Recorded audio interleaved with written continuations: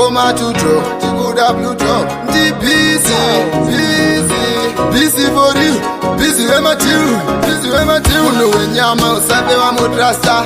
Any day anogona kukuchita, any day anogona kukutuka, any day anogona kukuwachisa, kupolisi anogona kukusungisa, usina mhosva ndati anokupfidzisa, kana mujere chaimogunda kupikisa. Saka ndati wewe usamuteerera, munhu wenyama usamuteerera, munhu wenyama usamboperera, ndati nemoyo usambonyura, nekuti munhu wenyama anokupfidzisa.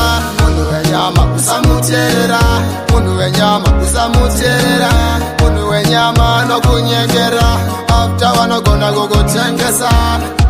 Tapinda mubhaibheri, Judhasi akatengesa kana Mwari, saka usafa wanyengerwa kane mari.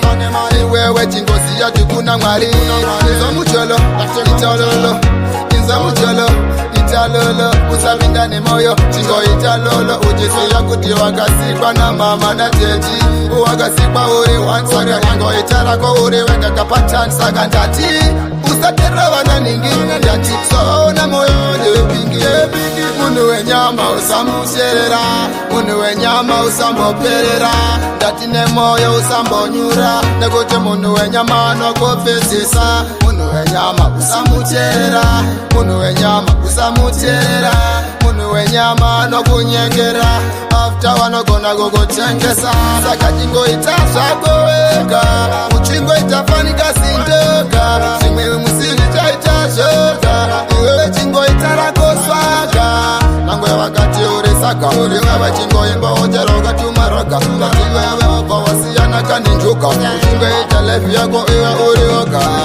Munhu wenyama usamuteerera, munhu wenyama usamboperera, ndati nemoyo usambonyura, nekuti munhu wenyama anokupfidzisa. Munhu wenyama usamuteerera, munhu wenyama usamuteerera, munhu wenyama anokunyengera, after vanogona kukutengesa. Ndauya padare ndangoti muru yese ngatigadzwe dare, ameno kuti vana vari kupenga njere, ndoda tuite stori yacho kazvizere. Anzi pane hwani yakandobata, ameno kuti chiwo chaida kubata, zvanzi yaida kufawo atenga mota, patike zvino isusu vana zvakuti shota. Munhu wenyama anogona iwewe kukuisa njema, anogona iwewe usiya uchichema, anokusiya musoro uchitema, nebhipi wewe iwe uchichema, misodzi isherera vamatama.